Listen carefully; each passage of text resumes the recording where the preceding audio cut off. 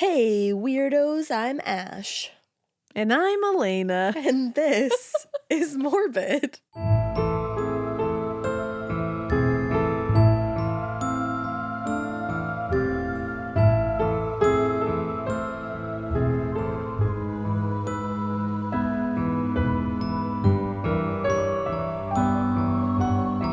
It's funny because you did that last time too. We had to end up re-recording the intro for a second because our fucking computer like pooped its butt. But I don't know. And I made sure I stayed right on cue. You By did. being distracted when we said hello. You did. In the original opening of this, we were talking about TikTok. Because I said, right now, Oh yeah. Ash is wearing a sweatshirt with various pickle jars on it, and it's majestic, and I think it's great. I also got you one as well, so that's very exciting. I appreciate that. And I was talking about how wonderful, but also how dangerous the TikTok shop is. Because I've gotten a pickle sweatshirt. I got a Lizzie McGuire shirt. That Lizzie you never McGuire shirt. told me you liked until now. Yeah, you know what? I need to tell you things about this. Tell me. So I saw that Lizzie McGuire shirt. The second you walked in, I said, holy shit, that's Lizzie McGuire's inner Lizzie McGuire. Yeah, like her brain. Her like Lizzie. cartoon version. Right. Her brain Lizzie. I Her- was so her busy. excited to walk in here with that too. I was like, oh, she's gonna love this shirt. And I feel terrible that I disappointed you because in my head, when you walked in, I go, oh shit, that's an awesome shirt. And I Right? didn't vocalize that. And I don't know why. Sometimes I do that. It's okay. I do that a lot. Like I don't express things like that enough. And sometimes I have to like remind myself to, like, don't just say it in here. Say it Say out it here. out there. I do Yeah. it with text messages too. I'll read a text message and I'll go, fuck, that's funny. And then I don't express it in text message form to that person. That's because you and I So- don't answer text messages. Yeah, and I'm trying to be better at all that. So, but the entire day, every once in a while, I'd look over at Ash and I'd see that shirt and I'd be like, fuck, that's a cool shirt. And I would never say it. That's okay. I So I knew that apologize. I knew that you felt that because I know you. I Yeah. see you and I You know you. know me, you see me. But yeah, I wore that shirt to the Savannah Bananas and then I posted about it and everybody was wilding out about that shirt. And I was like, oh, TikTok shop. So the Lizzie McGuire shirt, which is fucking awesome, is from the TikTok shop Elaine Sage Boutique. It's ELAINE Boutique. Hell yeah. And then the pickle sweatshirt that I got is from Bad Addiction Boutique. Or Ooh. boutique if you're nasty. And then I also got an electric spin scrubber. I mean, might as well just shout her out because yeah. my shower floor has never looked so lovely. And I got that. Where the fuck did I get that? Hold Where on. the fuck did you get that? Well, there's like 55 of them Where apparently. the fuck did you get that? Wait, are these all from the same store? Like live updates with me. Okay, so you're going to have to just decide where you want to get that from because it's not telling me where I got mine from. That's okay. And you can get it from many outlets on TikTok shop. But yeah, I fucking love the TikTok shop. I mean, the TikTok shop is pretty fucking great. And it's like supporting small business. It It's- is. But I still love Etsy in my heart too because I went over to Etsy and bought so much Halloween stuff the other day and so much Disney stuff the other day. Look at you. Yeah, we're talking about a haunted mansion today, and then like while I was like doing this case, I was like, oh, I want to watch the haunted mansion, and I want to go to Disney and ride the haunted mansion. She said, I want to go to there. I want to go to there, and I also want to go to this place, to this haunted Massachusetts mansion. I didn't even mean to say Massachusetts. Massachusetts. I was gonna say mansion, but then my brain was like, tell them where it is. It's in Massachusetts. So yeah, today we're gonna talk about the S.K. Pierce Haunted Mansion. I'm very excited about this because we've wanted to go to this mansion and we still want to, and we will at some point. And now this me? is going to scare me even more. Oh, it is. Me thinks that it's haunted as fuck. I'm pretty sure you can stay the night there if you want to, and I want to. I want to do that. We stayed at Lizzie Borden's house, so Yeah, I feel honestly, weirdly, I feel like this one would be less scary. Even I mean, though Lizzie Borden had a vibe to it that I just think is unmatched. Personally, I've never felt that way in a haunted location before. I Yeah. got almost like physically ill in one of the rooms. it was heavy as fuck, and and actually tonight this is a very good. Fuck, yeah. 'cause tonight. You know, who knows when this comes out, but at this moment, like 3 fucking weeks from I now. get to go to the Conjuring house with John because Because- John bought yeah. it for me, like a visit and tour of the Conjuring house for our anniversary. That is the cutest thing ever. I always pester him into telling me like what he's gonna get you for like Christmas and like anniversaries and birthdays and stuff. Yep. And he was like nervous about this. He was like, "Do you think she'll like it?" And I was like, "I think she'll fucking love that. I was- think you're so smart." And he was like, "Is that like a good anniversary gift?" I was like, "That is the anniversary Truly. gift for your wife." Truly the anniversary gift. We get to go there, we get to have a tour, and then there's a medium coming. That's There's fucking a cool. 5,000 page waiver that tells you all the terrible shit that can happen to you in this house, which I'm pretty excited to sign. So I don't like that. See, I'm like, let's go. See, I'm not down to sign a waiver. I'm down to sign because I also think that it's like pretty brilliant.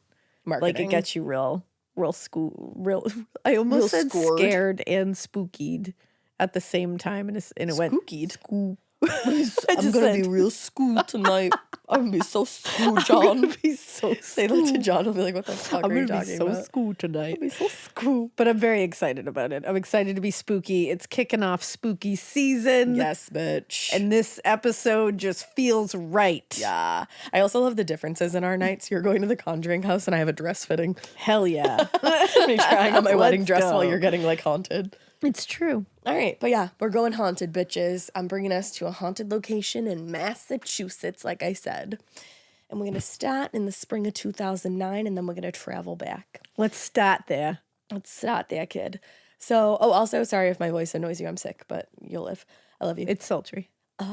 That's Wow. sultry. That was a great response. Literally, she put her eyeballs up to the sky and she said, ah. Yeah, I don't know. So I don't know what that was, but it was great. It was like haunted sexy. Like I said, do sultry, and you went, ah. I don't know.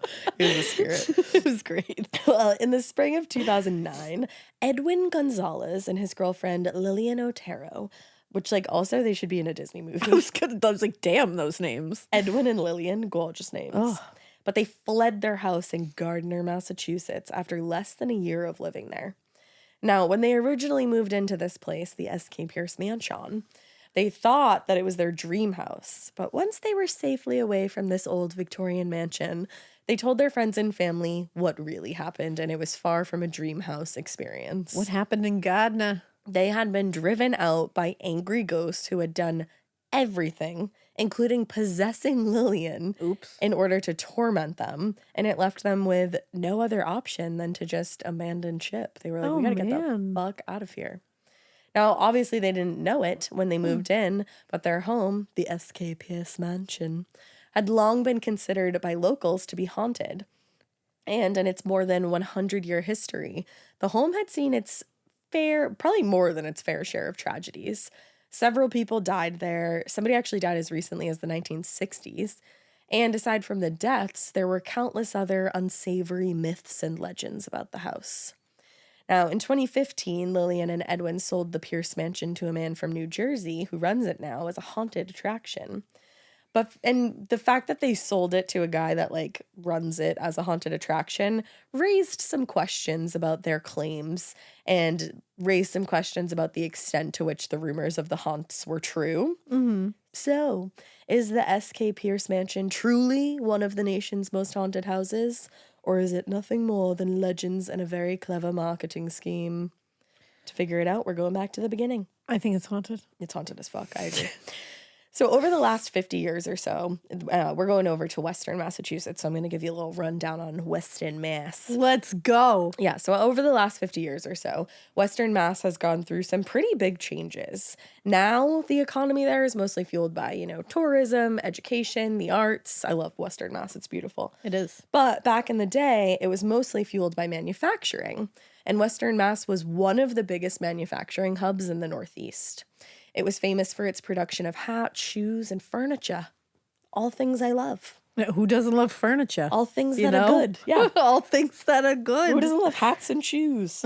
Especially if you can drink Baileys out of them. Oh my God, look at her. Pick it up where I left off.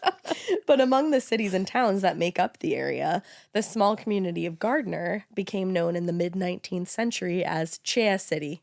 Chair City. Not their chair, not their problem. I say that literally daily. Daily. And Not my chair, not my problem. Not my chair, not my problem. But it was always Gardner's chair because they're Chair City. Always. At one point, Gardner was home to 12 furniture companies, which was a pretty high number back then, given the fact that the town only had a population of a few thousand people at the time. Damn. So fierce competition if you were in the furniture biz. I would say so. Now, Gardner was settled in the late 18th century, and it quickly became one of Massachusetts' main sources of lumber. And because of that, a pretty robust manufacturing industry was built, and that provided jobs for thousands of young men across the area, including one of Gardner's most famous residents, Sylvester K. Pierce. Oh, he sounds important. I was just going to say, I feel like he was born to be important. Sylvester K. Pierce. And he's from Massachusetts, so I don't know why I keep putting like a weird Why not? accent on it, but I'm gonna. It's like a little bit of a transatlantic accent that we're throwing in there. The way that I was just thinking that exact thing in my brain. Huh. Crazy. So yeah, he's a pretty important guy. I hope you can see where we're going here, because Sylvester K. Pierce, S-K, L-O-L. Yeah. LOL. So Sylvester was the 7th child of Jonas Pierce and I believe it's Oxaw Fairbanks, born in Westminster, Massachusetts, on April 11th, 1820. So quite some time ago. We love an 1800s moment. We do, and this moment was Sylvester. So his life was marked by tragedy, very sadly, at an early age. His father actually died when he was only 3 years old. And his mom did her best to keep the family together, and she was successful at that for a lot of years. But probably because there were so many children, some eventually did have to be sent off to live with different relatives. Mm-hmm. So when Sylvester was 11, he moved to live with relatives. I'm not quite sure who he went to live with at first. But then 3 years after he originally moved, he moved again, this time to live with his uncle Abraham. Now, when he turned 15, Sylvester went to work for one of Gardner's earliest furniture makers, Elijah Putnam. Elijah Putnam, you say? I feel like that man had to make furniture. Yeah, I mean, when your last name is Putnam in Massachusetts, it's like, It is we a all little say, sus. I know. He probably was like some kind of descendant or like ancestor of the Putnams. One of those. Maybe not, though. Maybe not. Maybe common. We won't slander his name, I guess. No, he was a good furniture maker. So Great, there you go. even. Great. You know what? One might say legendary. Fucking awesome. Truly. One of the earliest. So, but as Putnam's assistant, Sylvester learned the basics of furniture making and the specifics on the budding industry. And then he moved on to work under a man named Joel Fairbanks, another furniture manufacturer in nearby Ashburnham. I've never heard of that. So I don't even know if I'm saying it right, but I'm from Massachusetts, so fuck off. So fuck off! Now, he stayed there for a few more years and then eventually found a new job working with Stephen Taylor, you guessed it, furniture maker in South Gardner. Now, after 5 years with Taylor and now 10 years experience in the furniture industry, Sylvester ended up buying the company from Stephen Taylor, and with his own brother Jonas, he opened what would eventually become S.K. Pierce & Son, one of the area's largest and most profitable furniture manufacturers. Ah. So in 1845, this was the year that Sylvester and Jonas opened their furniture company in Gardner. Sylvester also happened to meet and quickly married 25-year-old Susan Jackson. Ah. And 5 years later, in 1951, the company had grown quite considerably. It was making a nice profit. A nice profit, you say? I said it, a nice profit. And that allowed Sylvester to build a new home for himself and his new bride. And he built this home across from the factory in Gardner. A few years later, in June of 1856, Susan gave birth to their only child, a boy that they named Frank. Frank. Or Frank, if you're nasty.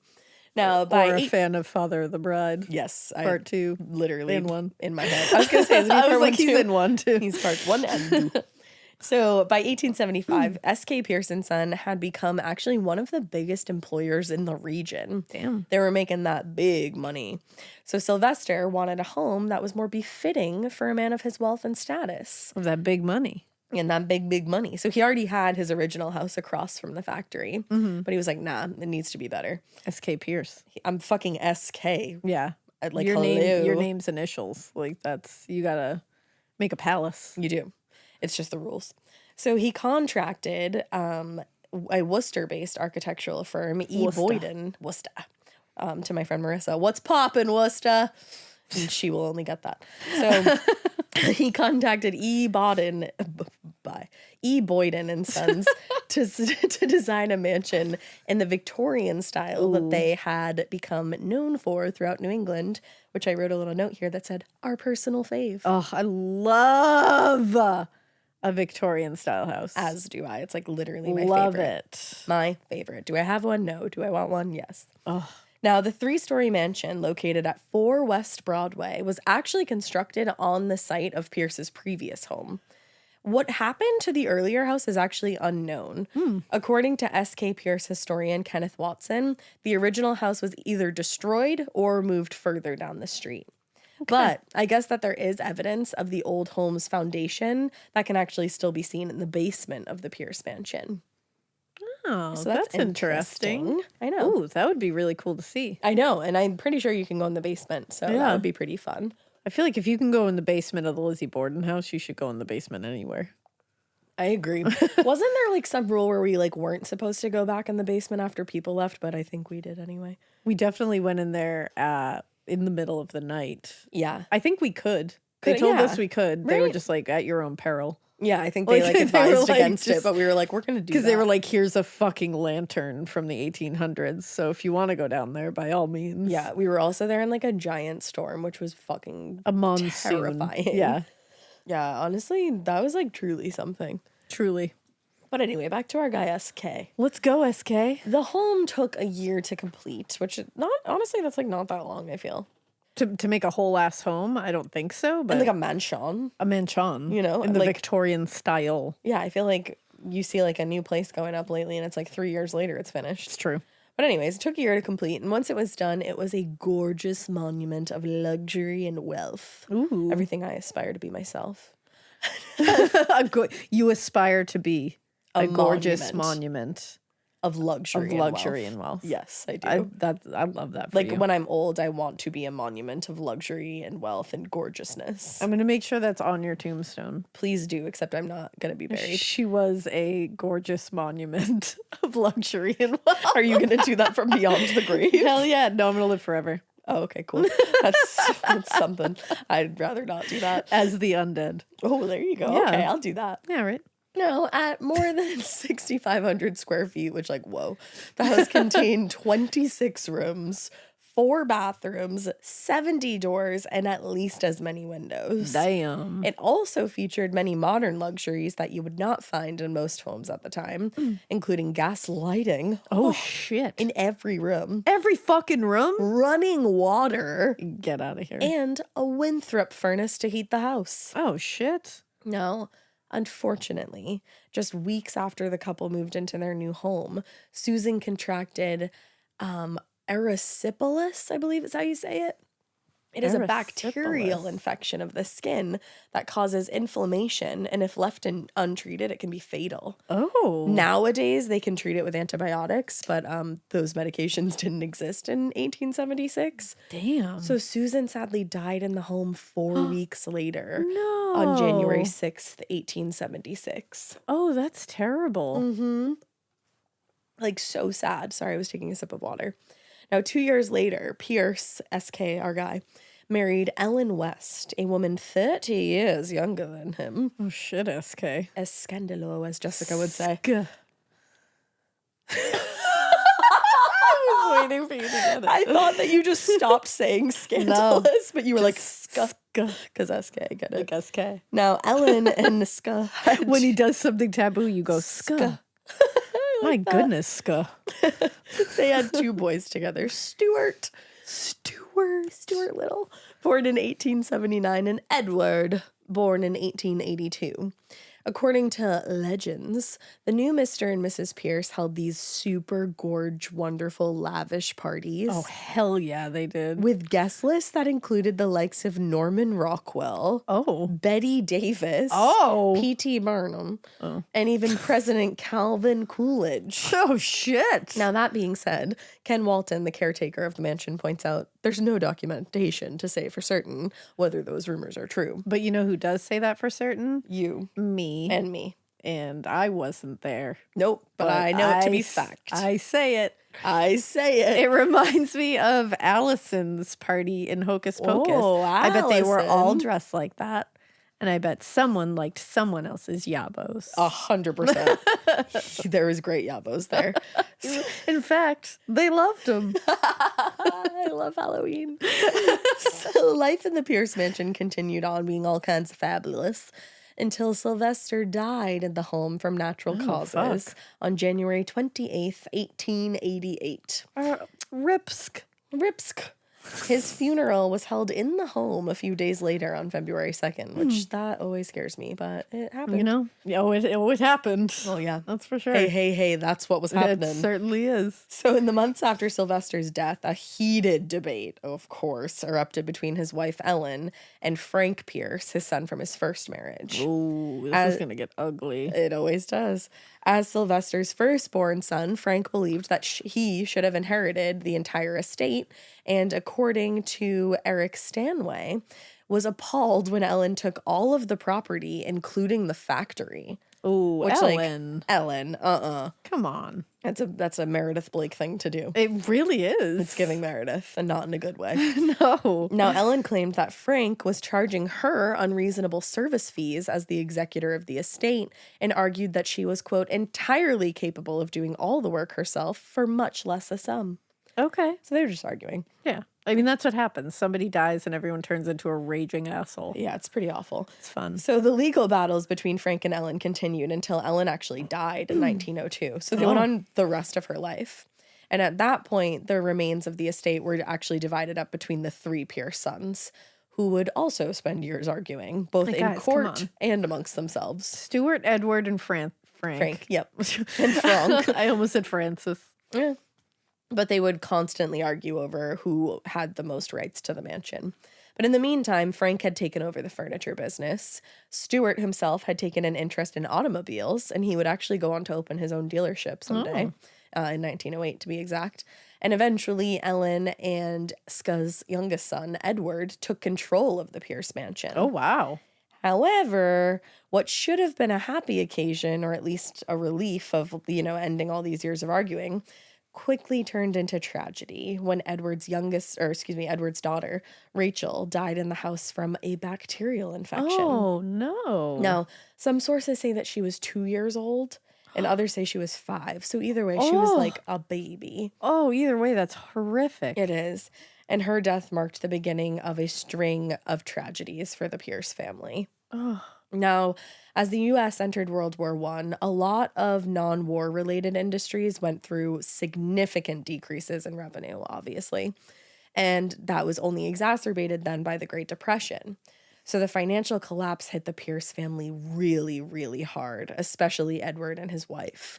Their fortune was almost completely depleted by back-to-back crises and this economy that they were living through. There were rumors, actually, that in order to make ends meet, they used the house as a brothel for a short time. Oh, damn. In the early decades of the 20th century. And to add to those rumors, some people even claim that a young sex worker was murdered in one of the upstairs rooms, and that her body was hidden in a closet. Oh, shit. Mm-hmm. The brothel claims are among the more popular legends that surround the house, but again, according to Ken Walton, there's no evidence to suggest that it's even remotely true. All right, Ken. I know. Ken's like, no, it's not true. I know you're being real right now. You're telling truth. But you're harshing the vibe. You're just spitting facts, but you're saying there's a chance. You're saying they're not. We can't be sure. We could never be sure. But we can't be sure that it wasn't either. That's the thing. That's what I'm hanging on to. But instead, he says, Ken, he's letting us know what truly happened. quote, the address had served as a bed and breakfast until 1951, when it was converted into a boarding house called the Victorian, which remained in business until 1969. That's fun. Yeah. But you know what? I've seen Peaky Blinders. I am currently finishing it after taking a break because it was really intense. I don't know where this leads. And it's the same kind of time period going on. And even when they say something's a bed and breakfast, Never a shit was going down back then. There's beds. Everybody was doing shady shit back then. Of course they were. And even if it Peaky wasn't, Blinders taught me anything. and even if it wasn't like a legit brothel, like, yeah, it's a bed and breakfast. You don't know what's going on behind closed shit's doors. going down. Yeah, I mean, hopefully nobody was murdered and stuck in a closet. I'm not hoping for exactly. But I also, you know, Ken's just doing his job. Yeah, he's you know, he's doing his he's job. telling us what he knows. Exactly. And he can't say what he doesn't know, and I understand that. We get it, Ken. So you know what? We're with you, Ken. We love you. We stand with you. We do. We love Ken. But tragedy would strike again in 1963 when the fifth and final documented death to occur in the Pierce Mansion took place. Damn. According to the legend, a 49-year-old World War II veteran, Eno Sari, had been in bed on the evening of April 9th when his mattress, quote, mysteriously caught fire, causing him to burn to death in the blaze. Oh. Now, many residents of Gardner still to this day actually blame his death on spontaneous combustion or some kind of paranormal activity. But I will say, I'm pulling a Ken here. The coroner's report notes non-life-threatening burns, which could likely have come from him falling asleep while smoking in bed. And the coroner did attribute his cause of death to smoke inhalation. Okay. But regardless of the cause, multiple visitors to the house in the months and years after Sari's death have reported catching, quote, a fleeting sense of something burning in his former bedroom. Ooh. And some people also report a feeling of being in the presence of an unknown entity in the room. Ooh. So that room is like a hot spot for some paranormal activity no matter what. I want to go to this place so fucking bad. We're right going. now. I want to We're go going. during like well, I'm going to be a little busy, but I want to. Why? What are you talking about? You don't have time for a ska? Let's go to ska. Let's go. So according to legend, 2 years after Sari's death, Edward, who was now financially desperate, actually put the mansion up as a wager in a poker game. Oh, no. That he ultimately lost. Oh, no. And he was forced to sign over the deed to the winner. Is he? And he's the youngest, He right? is the youngest, yeah. Was Frank out here in these streets being like... It doesn't even make any sense! How did you just have that I'm queued the up? eldest boy! Is he out there doing that? I'm the eldest boy! And then he spits. Were you just waiting for that? How long have you had that queued up? Yes. Yes, I was. The answer is yes. I queued it up. I am the eldest I queued boy. it up long ago. I'm and I've obsessed been with waiting. you. Also, Succession forever. That's what Frank was doing here. I think Frank might have been dead at this point. From beyond. But from beyond. He was saying. Because you know when Kendall goes to his grave, he's going to be spitting that shit. Well, and you know Frank was saying that before he died. That, like, why is this even a question? I'm the eldest boy! He had spits. And he spit. And I mean, like, that was a big fucking thing back then. Like, the fact that Kendall pulled that out of his asshole is pretty ridiculous. That is one of the funniest scenes I've ever seen in my life. It made me squirm in a horrible way. Such a good show. I was like, you are so yucky. But honestly, back then, it was... like, the eldest boy. Way, yeah. That was some big shit. Yeah. But, okay, here's the truth. It's actually much less exciting and also less scandalous. The fire in Eno Sari's room caused more damage to the already crumbling manor, and it was going to cost a lot of money that neither Edward or the family members could afford. So with no other options, Edward actually transferred ownership of the mansion to a friend, traveling musician Jay Stemmerman, who paid $35,000 for the house and property, which was actually more than it was worth at the time. Damn. Today, that would be around $340,000 for a fucking Victorian mansion. Damn. Like, that's a steal. Yeah. Also fucking That's stupid. highway robbery. It is. But apparently it was more than it was worth because of all the damage done to the property. And the sale actually marked the first time in history that the home would be owned by somebody outside of the Pierce family. Oh, no. Since its construction almost a century earlier. Wow. That's why Frank was 100% dead. That's why Frank was also being like, I'm the I'm eldest the boy. oldest What is happening? boy. And then Shiv was just like laughing in the corner. Yeah. But Stemmerman had actually he's a fucking good friend. He only purchased the home in order to help Edward out of a desperate situation. And Edward actually kept living in the mansion with his wife until he died in 1967. Damn. That's a friend. That's a friend because on paper, somebody outside of the family owned the home, but always, like for the over It a was century, in control. it was in family control. All right. But after Edward died, that was the end of it, really. Because in the years that followed, the Pierce mansion sat empty and slipped further and further into a state of disrepair. No. Until it was finally slated to be demolished in 1996. They were going to tear this place down. What the But fuck? luckily, the old Victorian was spared in 2000. Oh, wow. When it was purchased by Suzanne and Mark, I believe it's Vaux. It's Veau, but when I looked it up, it said Vaux. They bought it for $155,000, which was about $30,000 less than the average home price at the time. Damn. And they got in a mansion, but also they're getting like a decrepit mansion, so you could see why it's a fixer-upper. Yeah. So the couple had purchased the home with the intention of actually restoring it to its former glory, but they quickly learned that getting into that and kind of like refurbishing it was going to be way more difficult than they had originally anticipated. Because in addition to the damage sustained by the fire and just straight up neglect over the previous 40 years, and on top of that, most of the home's luxurious decorations and furnishings had been stripped. Like I don't know if people just like went in there and I took was just them, going I to say, think. I'm sure people went in there and just kind of Took what they wanted a little bit. This included a goddess stairway lamp, a crystal chandelier with over 100 crystals in it. Damn. A built-in walnut staircase, which how the fuck are you taking a whole ass staircase out of there? Somebody took a built-in staircase. I guess, or it just like collapsed. I don't really know. What the fuck? Like, don't be I just suspicious. picture Don't be suspicious. with it just, like, Taking the hoisted stairway. on Taking the stairway.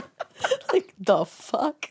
What me thinks is that because it's like a walnut staircase, they probably demolished it and took the walnut pieces. I guess. No, I think they took the entire thing. I'm just like, let me take this Holy stairway. shit. But they also took a pool table. Wow. So- Okay, even that's heavy. That's also heavy, correct? But so yeah, all of that was not great. And just as much of a problem, at least for the Vaux, was the sense that something inhuman was residing in the house with them.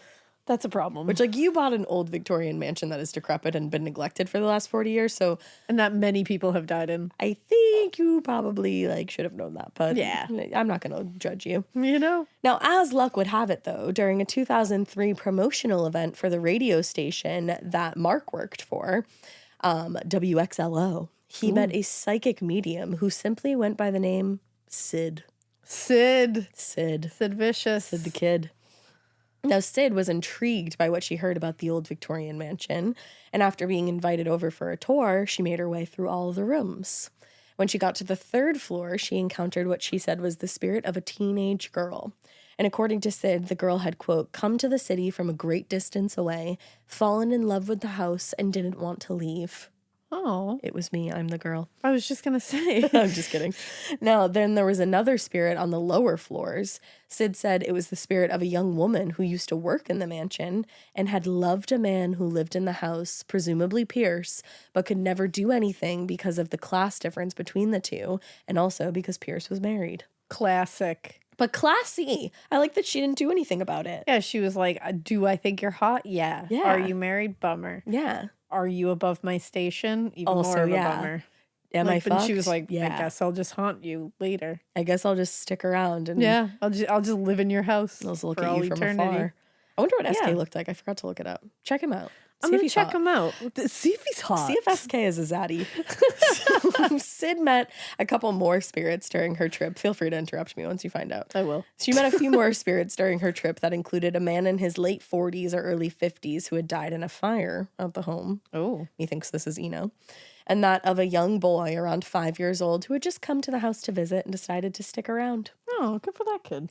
So the experience had reported not only confirmed what the Vos had suspected, but also, is he not the zaddiest of zaddies? It's hard to tell because of the style of the day as well. Like that beard. The beard really honestly, throws me for a loop. So I feel like without the beard, he's seems a like handsome he has guy. pretty good bone structure. That's the thing. I think the beard is kind of throwing it off. And I love a big schnoz. So I do too. yeah. So I'm into. and SK. he has a nice haircut.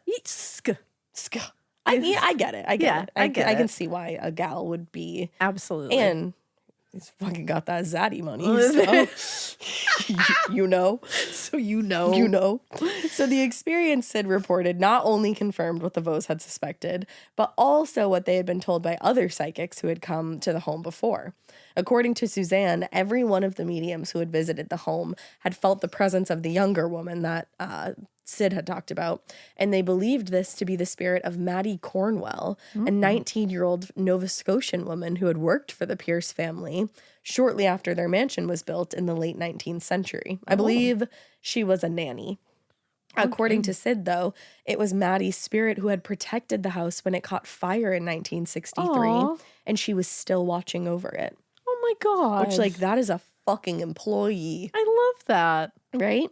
3 years later, the Vos welcomed a second set of paranormal investigators into the home, this time the Atlantic Paranormal Society, which you might also know as TAPS. Hell yeah. And you might also know them from the show Ghost Hunters. I fucked so hard with Ghost Adventures. So heavy. Or Ghost Hunters. Ghost Hunters and Ghost Adventures. And Ghost both. Adventures. But TAPS. TAPS was my shit. Yeah, JP also loves TAPS. Oh my God, we used to watch that all the time. Truly.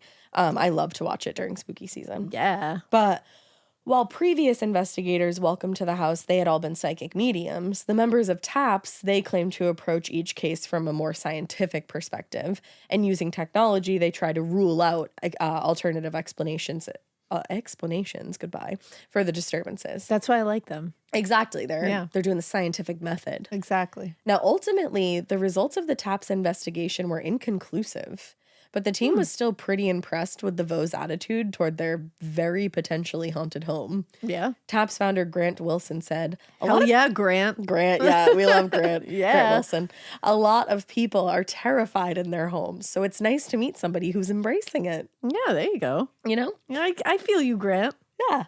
Yeah. Grant Wilson for the win. Grant. Grant Wilson. Grant. Okay, I was going to go further, but then you stopped. I never know when to stop. Now, the Vos were definitely enthusiastic about growing the haunted reputation of the home. So they started giving guided tours, and they eventually even opened a gift shop in the house. Wow. Now, whether or not the Vos had bigger ambitions for the Pierce Mansion, like, making it a legit haunted attraction, is unclear. But if they did have plans for something more formal, those plans were abandoned in the summer of 2007, when, I don't know why, but they decided to move out of the house and put it on the market at $375,000. Wow, in 2007. Yeah, I know. Damn. Which I feel like, what do you think? That's a fucking huge house. That's the thing, $375,000. And it's like historical, it feels like. I mean, so it's like, absolutely. It's super. I mean, he that's worked for one of the wild. biggest furniture companies and then made one of the biggest furniture companies. So it's super Yeah. historical. I wonder if the But Historical then- Society didn't recognize it yet at that point or something. probably, well, and and then also they bought it for like nothing. Yeah, and then they So it's like that's a big markup. That's true, but they had done a lot to Of course, it to yeah, they've add put a back lot of to money it, into it. so that makes sense why the markup was so high. Yeah. Now, Suzanne and Mark Vo had really leaned into the haunted aspect of their home, and that built quite the reputation around the Pierce Mansion. Even though they had done a lot of beautiful renovations to the property, word had gotten around about the hauntings, and so no one was really willing to pay that much for a super haunted house. Ah. So it seems like the Vos may have done themselves a little bit of a disservice by being so open about their discoveries. Oops.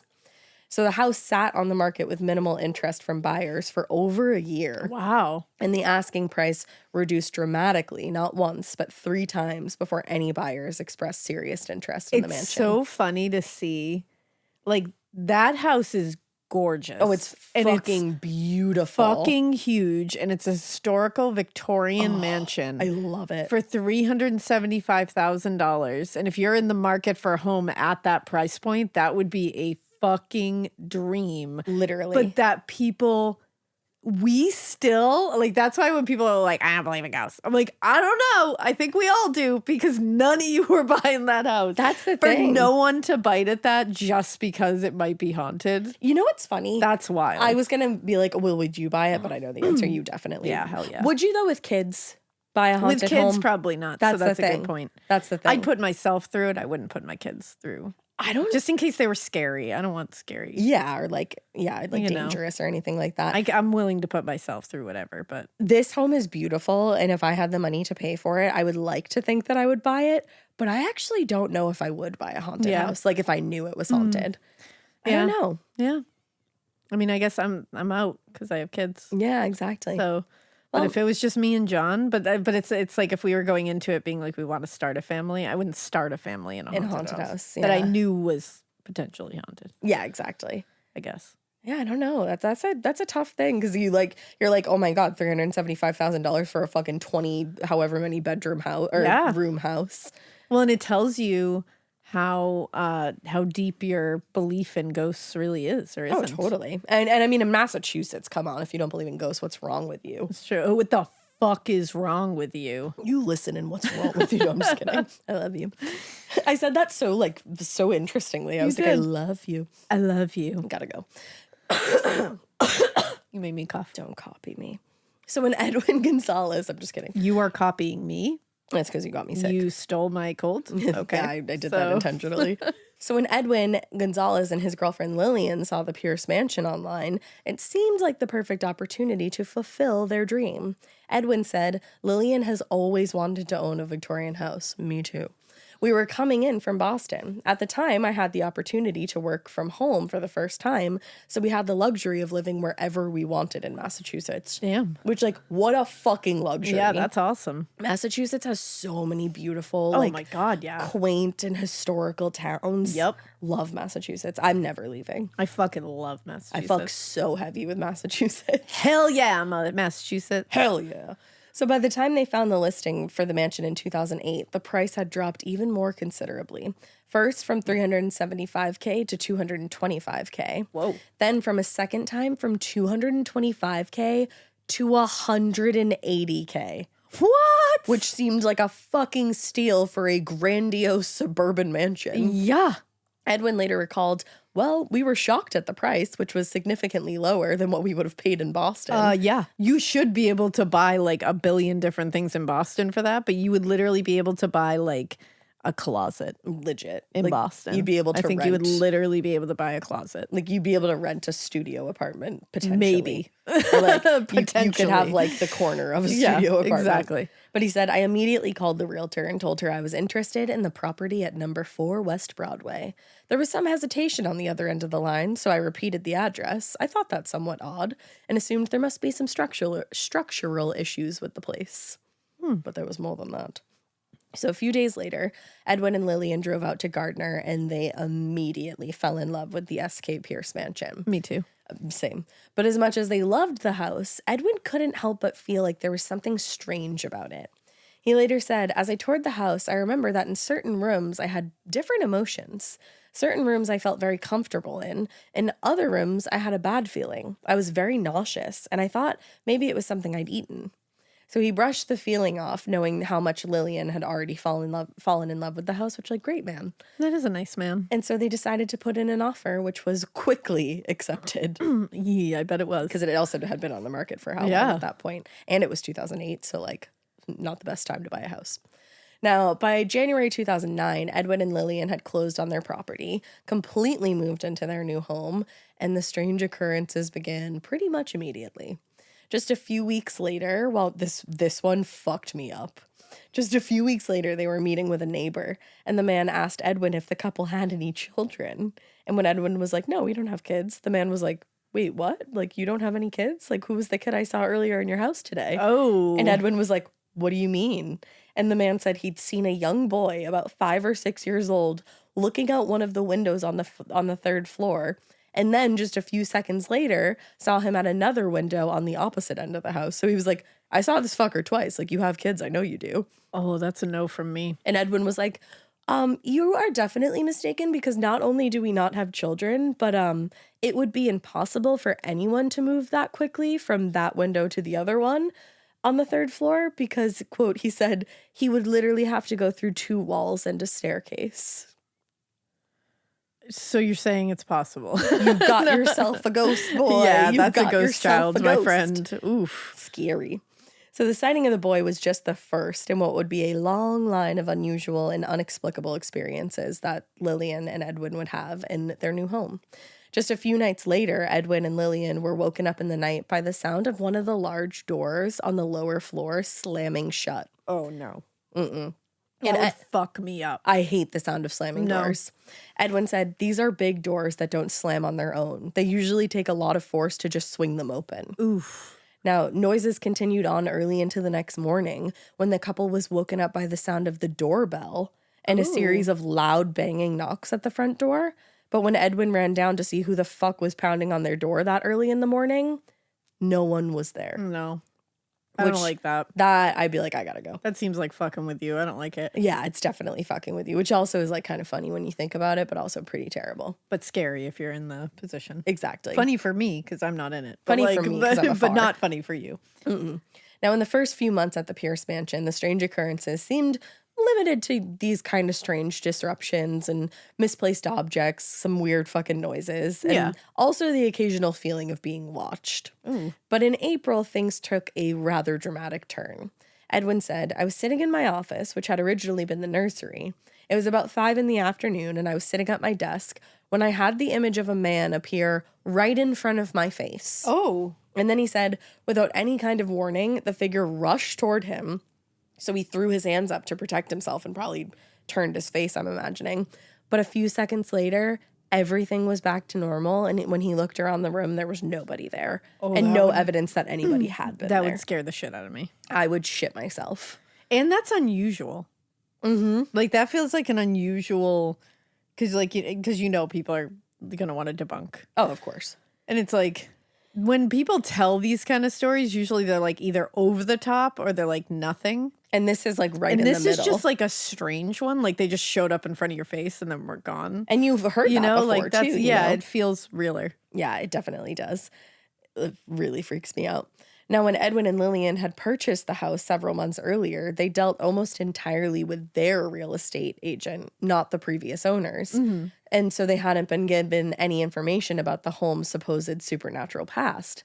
But now Edwin wanted to look into the history of the home and course. kind of find out what he'd gotten himself into. Yeah. So he looked up the names of the owners and he called them, and they summarized the paranormal claims about the home. And they also suggested that he look up the history of the house in a book titled Haunted Massachusetts. Hey, I think I have that book. I do have that book. And it's hilarious that they bought this home and didn't realize that it was listed in a book. haunted publication. So after reading all about the home and all of its paranormal history, Edward believed that the man he saw in his office that day was the spirit of Sari. Oh, So shit. creepy. So he decided to call a local husband and wife team of paranormal investigators. And Who? it was not Ed and Lorraine Warren. I was like, wait. I almost put that joke in, but no, it was not them. I decided to take a break from them for a minute. But they agreed to come to the house and investigate all these different disturbances. So the investigators, they set up cameras throughout the house to start trying to record anything. But they said they weren't able to document anything because the spirits in the home kept knocking the cameras over. I feel like that's documenting something. So do I. Personally. That was actually my first He's thought. like, it's so weird. We weren't able to catch anything crazy because ghosts kept kicking the cameras over. And it's like, I don't know. I feel like that's it. He's like, it's weird. One ghost just punted the camera across the room. Yeah, and like, I we don't didn't know. get anything. I think that's the tweet, my like, did guy. they also, Like, that's it. the tweet. That's actually the X. Oh, no. Yikes. So before leaving, they cleansed the house with sage, and they recommend, which I was like, y'all just cleanse the house with sage. You thought that was going to do the trick at this point? They're like, this will be fine. I think we're a little past that. But they recommended that Edwin and Lillian perform a cleansing ritual nightly for several nights in a row so that they could assert their ownership of the house, which Assert their dominance over the I house. don't think you should assert your dominance over a haunted house. So after the cleansing ritual, all was quiet in the house for a few nights because the ghosts got together and they said, let them think they have the upper hand. Exactly. And then strike when no one's looking. They were like, that was cute. They got in You a saw huddle, it. and then they slapped each other's butts and they went on with the haunt. They all said, you sure about that? You sure about that? Sure about that? I love that guy. So things were quiet for a few nights, and Edwin and Lillian became hopeful that their ordeal might finally be over. But they quickly learned that their hope was misplaced when, about a week or so later, they heard the sound of smashing glass coming from the kitchen. They said it sounded like somebody was down there just breaking all of their dishes. Oh, damn. Which I would have been pissed. Yeah, I wouldn't have been happy. So they ran downstairs to the kitchen, but when they got there was no evidence of anything being broken. Okay, this is very reminiscent of at my house growing up. Because one day, me and my brother were the only ones home. Wait, I don't know this story. No, you do. This is the one when we heard like shattering glass, and we heard like a slam upstairs, and we were like, "Oh my god!" So we run upstairs into his room, which was the original main bedroom in the house, and he had all these like framed like pictures, like cigar photos and stuff. I don't know. He was weird. Love you, JP. Just kidding. But one of his big framed heavy cigar pictures, Almost like was, shadow boxy. yeah, kind like of. big. It wasn't shadow boxy. It was just like a very thick frame, like very heavy. Okay. And it was leaned up. It was on one wall before. And it was leaned over on the opposite wall on the floor, like it had been leaned against the wall on the opposite wall, and it wasn't broken at all. What the But we heard shattering glass. That's so weird. I do know that story. It was shocking. And it had fallen down multiple times and he kept putting it back He up. kept I putting it remember back him up. saying it was Yeah. like someone didn't want that picture yeah, up. so he was like, I'm not going to hang that again. That's so creepy. Yeah. That room, that That was all an active room. That's It the most still active is. room. I've had shit happen to me in Yeah. there. You've had shit happen Oh, to you. yeah. I fucking hate that room. Yeah, that room has some like, Something some dark vibes happened in in that there. room. I think it comes from the closet. yeah, it's Because weird. there's 2 closets in that room and I get a bad feeling from one of them. Yep. But this isn't about our house. We should fucking talk about I some know, of the we haunts. should Like just just make do an an episode of our episode. house. They'd be like, listed at da, da, da, da, da, da. So yeah, they heard that, but then again, there was no evidence that anything was broken. And then a few days later, they got a weird, unexpected visit from a stranger at their door. A man named Bill Wallace had knocked on the door and claimed that he had some experience with this house. Just out of the blue. That's unsettling. Yeah, I don't like it. But he was fine. Okay, cool. He told the couple Justice that for Bill. it's just Bill. It's just Bill, my guys. So he told the couple that he was actually a spiritual empath and a friend of the former owners, Mark and Suzanne. And he said they invited him to investigate the home multiple times. And while he did his different investigations, he'd learned a lot about the house. Sid wants to tell you all about it. Yeah, if my you hear her. dog would like to tell you about it. Ready? Oh, she stops the She second I do quiets it. the second you're like, ready? You got nothing to say, Sid? That's so Sid. That is so Sid. That's so Sid. That's so Sydney. It's the future She can see. I don't know. Sure. So in 2013, Bill told the Discovery Channel, I knew there was something nasty in the cellar. I knew there was something nasty on the second floor. And Bill also knew... Nasty. Nasty. That really worked oh my out. God, it did. You nasty. Now, Bill also knew about the young boy that the neighbors had seen in the window a few months earlier. He said, I knew there was a child this is sad, who had been abused terribly in life and was still being abused by somebody in the house as a spirit. Oh, let's fuck that spirit up. Mm-hmm. Fuck that spirit. Fuck that spirit. Like, show them. Oh, that poor little boy. You can't even escape it in the afterlife. Fuck that person who did that. I know, it makes me so sad. Oh, I want to kick their ass. You know, Their spirit I'm gonna ass. kick your ass. I'm going to kick your ass. Do you remember that video of the little girl that was like, I'm going to kick his ass? Yes, Remember? that's me right now. He said he's going to kick my ass. He's gonna kick my ass. I loved that video. That's me right now. I'm like, I'm gonna kick his ass. I don't want him to kick my ass, but I'm gonna kick his ass. Oh, man. So after 10 months in the home, the once minor disturbances at this point had escalated exponentially. And now they seem to contain an element of menace that hadn't been there previously. Uh-oh. According to Bill Wallace, the spirit of the Pierce's former nanny, Maggie, he called her Maggie, but her name was Maddie. Close. But Bill said that Maddie had been trying to protect Edwin and Lillian from the others, he referred to them as the others in the house. But there was only so much that she could do to prevent a more serious situation. Damn. But out of options and now very concerned for their own safety, Edwin and Lillian decided to hold kind of a paranormal open house, thinking that this would solve their problems. Okay. These are choices. Their choices.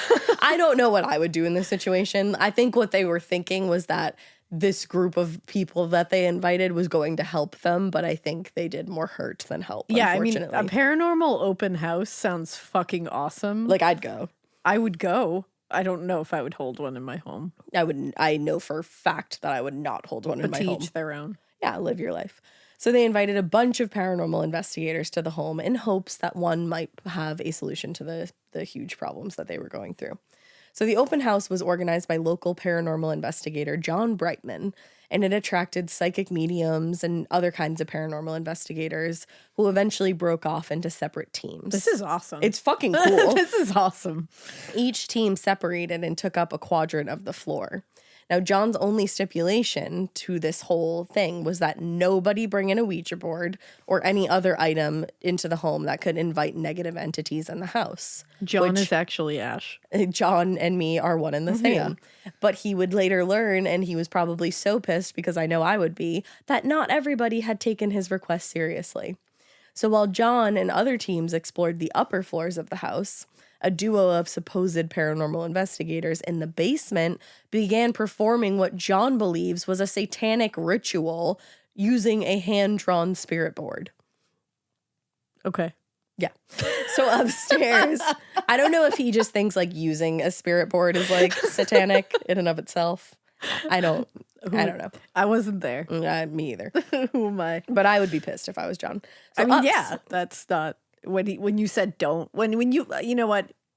I'll give it to John. If you make it very clear no satanic rituals and they come in and do a satanic ritual, that's fucked up. yeah. And you really shouldn't have to make it clear like not to do satanic rituals. I feel like that should just be like, That should be one of those things that you should at least ask before Yeah. you do a satanic ritual, I feel. you know, like, Just check. may I use your bathroom? May I do a satanic ritual? Do you mind if I do a satanic ritual in the basement just really like, quick? what do you think? Just, is that all right? And it's like also Want to be a good these house guest. you guys were supposed to be helping, not performing rituals of the Yeah. satanic nature. But upstairs on the second floor, John and his group were investigating the former bedroom of Eno Sari, one of the most active locations for paranormal occurrences. Now, they weren't able to make contact with Eno's spirit through asking questions out loud, so John decided to take a more aggressive approach, and he sat down on the bed, which he figured would agitate the spirit and prompt some kind of response. Now, after a minute or two of an antagonistic questioning, John felt a burning sensation on his side, and he pulled up his shirt to reveal 3 large scratches across his stomach. Damn. And at the same time, other investigators in the room heard a voice say, "Squeeze every throat in this house."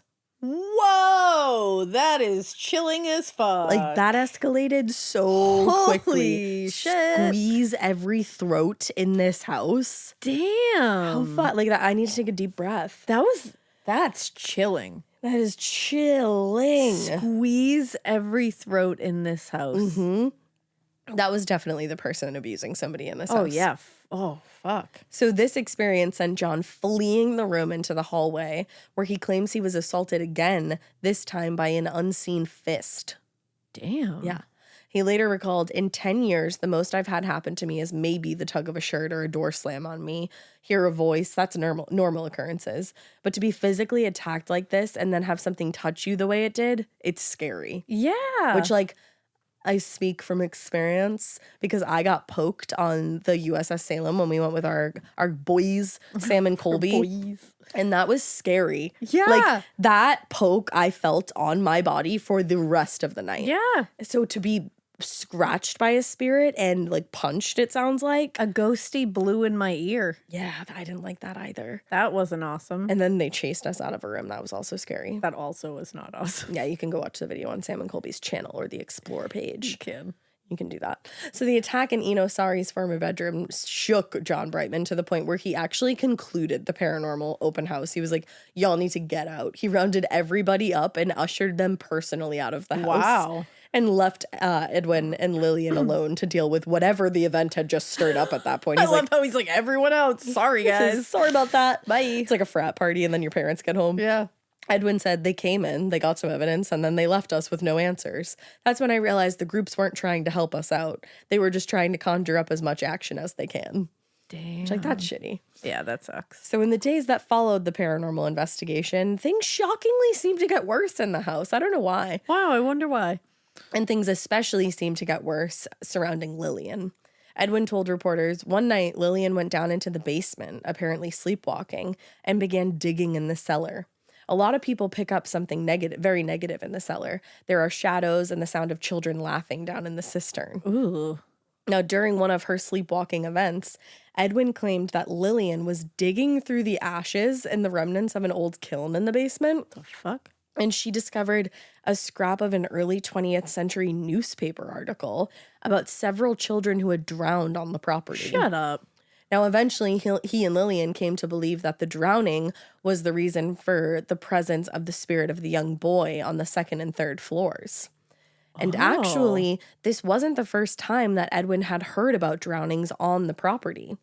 Others had informed him of the supposed death of a young girl who drowned in a pond behind the mansion in the early 1900s. Now, Damn.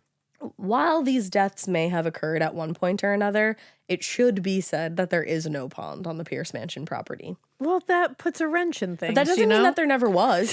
There's not currently. That makes me think twice. That makes you think twice. But maybe there was. And then Maybe somebody there drowned was. there and they filled it up. We don't know. Maybe. And actually, unfortunately, there are multiple bodies of water in Gardner, but none are close enough to the mansion that the drowning deaths would be even remotely related to activity in the house. I have to give you both sides. So I was literally, I don't know if Mikey just saw, I immediately started Googling. I was like, drownings, like going for it. And then you were like, there's no body of water on the property. And I was like, wah, wah. yeah. Yeah. People can drown outside of a lake, though. Somebody can drown in a bathtub. That's Someone true. can dry drown. Somebody can drown in a bathtub. Dry drowning is kind of like but somebody can drown in a bathtub. Okay. That is for sure. That's definite. Or they could drown in a man-made pond. Yeah. You know, You maybe know. there was a little frog pond on the Maybe. property that was filled in. We don't know. I don't know. I wasn't there. You don't know. You don't know. Nobody knows. But either way, Edwin was growing more and more concerned about Lillian because she was sleepwalking a lot and being kind of strange. I do, however, sorry to interrupt you. I do, however, wonder because Edwin said she found scraps of a newspaper that listed In a these kiln. drownings. Yeah. Like, does Edwin have that newspaper?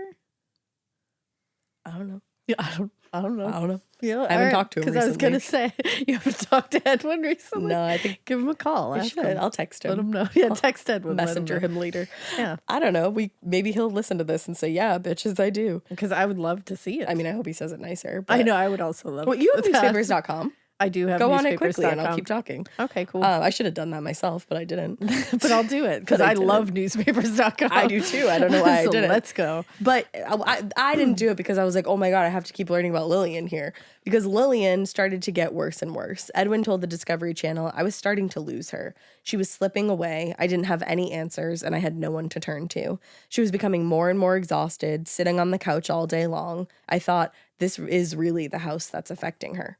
Damn. So, with nowhere else to turn, Edwin contacted a man who claimed to be an exorcist. Ooh. And the man came to the house and did perform an exorcism, which he said would end the haunting.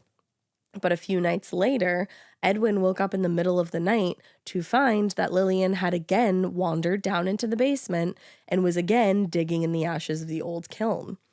And when he tried to bring her back upstairs, she began shouting at him until he agreed to leave her alone down there. She did, Whoa. she was like, get the fuck away from me. I want to dig. Damn. Now, the night after that, like, weird altercation interaction, Bill Wallace showed up at the couple's front door again. And this time he said he had a feeling that Lillian was in danger. And he believed that Edwin and Lillian were no longer safe in the home. He said he couldn't explain it, But everything became much clearer when Edwin told him about the exorcism. Bill said, from what he thought, that the ritual performed by the exorcist had actually only succeeded in driving out the spirit of Maddie, and she was the only thing standing between them and the malevolent spirits in the house who wished them harm. Damn. Now, Bill recalled that moment and said, for the very first time ever, I was afraid to be alone in that house. Whoa. Yeah. This is chilling. It truly is. Anything on newspapers over there? I'm looking. Okay, keep looking. Now, Bill's genuine concern for Edwin and Lillian and his insistence that they stay and fight for the house was all the proof that Edwin needed that they might be in real danger. And so they decided that they get the fuck out of the Pierce mansion. Edwin said, it's one thing when you try to fight it, but when it's affecting the person you love more, I don't want to see anything like that happen to her. We had so many hopes and dreams. We envisioned the house being brought back to the way it used to be.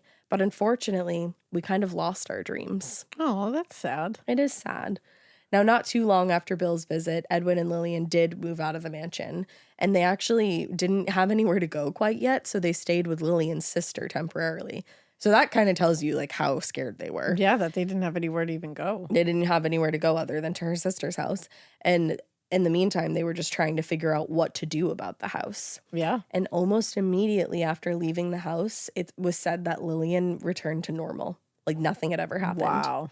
So while moving out of the house may have dramatically improved Edwin and Lillian's mental health, they still had invested almost everything they had into the home and some of the renovations that they made after moving in. Like, they had invested a lot of money into this place. Yeah. And because of that, there was no way that they could sell the home and break even, never mind even make a profit. Oh, damn. And just like the Vos before them, Edwin and Lillian's time in the Pierce mansion had only increased the home's haunted reputation, which made it even harder to sell for a realtor. Oh, no. So rather than struggle to sell a haunted house, Edwin decided to use the mansion's reputation to his advantage. And he started hosting paranormal investigators, television programs, and ghost tours, doing what he could to make the most of a bad situation. And it turned out, while most people weren't interested in buying a haunted house, many people were willing to pay a small price or a regular price to visit one. So the proceeds from the tours and the events not only helped Edwin and Lillian stay afloat after moving out, but they also were able to fund some restoration projects and covered the cost of badly needed repairs to the roof and some other various parts of the home. So for years, Edwin returned to the house regularly to host new tour groups or production companies filming paranormal shows about the house. And in some cases, he would even participate in the investigations. But there was one incident where he claims that he communicated directly with a disembodied voice of a spirit in the house. And he decided at that point that he didn't want to be a part of the events anymore. This really freaked him out. Oh, damn. He said about the voice, it was coming from all around the room like it was in stereo. From that point on, I never wanted to participate in investigations again. Ooh. Right? Shit. So in the years after Edwin and Lillian's departure from the house, the Pierce Mansion became a pretty popular destination for paranormal enthusiasts and groups like East Coast Paranormal Research Team. They became frequent visitors to the estate, and they were actually even able to lead ghost tours of their own after a certain point. So for Edwin and Lillian, who initially felt pretty heartbroken and sad after having to leave the house, the unexpected turn of events really couldn't have been more beneficial. Edwin told a reporter in 2013, "I'm still amazed by what I encountered in that house. We just can't move back in." Damn. Yeah. So they lived in the house for a little under a year, but they continued renting out the property until April 2015. And that's when they put it back on the market with an asking price of nearly twice what they paid for it in 2008. Shit. But again, remember, 2008 was a really shitty time to buy a house, and they had done a lot of restoration projects. So while their attempt to sell what was then a notoriously haunted house was pretty risky, given what we know from even this story alone, they got lucky. And within 3 months, they had found a buyer who was willing to pay almost full asking price for the house. Wow. Now, I didn't see that coming. nor did I. But unlike all the previous owners of the house, the Pierce Mansion's newest owner, Robert Conti, had no intention of moving in, which is why he bought it. Instead, he wanted to turn the estate into a full-time haunted There attraction. it is. Robert Conti is actually a periodontist by trade, Oh my God, I'm obsessed with that. but also owns a traveling haunted circus. What? Yup. A traveling haunted circus? You heard. I need to know more about that. Same. So when he came across the listing online, he had been looking for opportunities to expand his haunted empire, and he was like, perfect, let's buy this. Hell yeah. So he learned about the history of the home and learned even more about the recent stories of paranormal activity. Took a tour of the property, and he was convinced that the Pierce Mansion was exactly what he and his wife had been looking for. Damn. He told ABC News, I didn't really come into this believing in ghosts, but the minute I walked into this house, I was overwhelmed and had to excuse myself and get a piece of candy because I thought I was going to pass out. Oh my God. So he went into this not even believing in ghosts and was like, oh, this place is fucked. Oh, I'm doing this. Now, once the sale was finalized, the Contis got to work restoring the house to its former glory. They were able to finish all the restoration projects that had been started by previous owners. And actually, these projects were overseen by local historian and caretaker Kenneth Watson. Oh shit. It's our Ken. Ken. He's just Ken. Oh my God. I haven't even seen that movie. And he's great at doing stuff. I fucking loved the Barbie movie. You should see it. But yes, so Watson had become very friendly with Edwin and Lillian, and they recommended him to Conti after the sale in 2015, so he got to stick around. Oh shit. And since the restoration's completion in 2020, Kenneth Watson has remained as kind of a caretaker and manager of the estate. Kenneth. He's just Ken. I've come around to. I wasn't trying to be mean to Ken in the beginning when I was No, like, no "Don't way. you ruin my fun, Ken." No. But now, Team Ken. Team Ken. He's Team just like, Ken. listen, I know about this house. He I know it all. knows. I trust Ken, I do too. and you should too. And we might meet him Oh because hell yeah! I'm about to meet Ken because he leads tours and sees to the overnight guests who book a stay at the mansion. See, Ken, Which- we've been through a journey here today, and I'm excited to meet you. Can't wait to see you. And within a year, there were more than 3,000 people on the waiting list to stay at the house overnight. Well, shit. So we should get on that list. I was like, oh, okay, maybe I won't see you soon. Excuse me. I wonder if there still is a waiting list. Yeah. I would assume there could be. Bramley. It's pretty popular location. Now, COVID, womp, womp, womp, of Womp course, womp. it interrupted business for a bit, but they are back in business, and business has been strong at the newly renovated and fully operational SK Pierce Mansion. Hell yeah.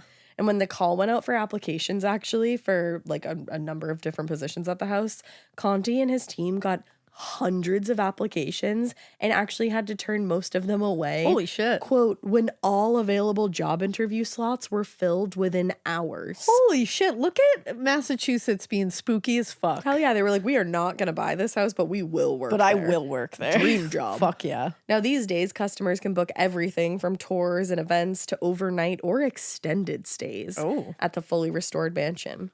But the owners are quick to remind any interested parties of one crucial fact. Quote, this attraction is not for the faint of heart.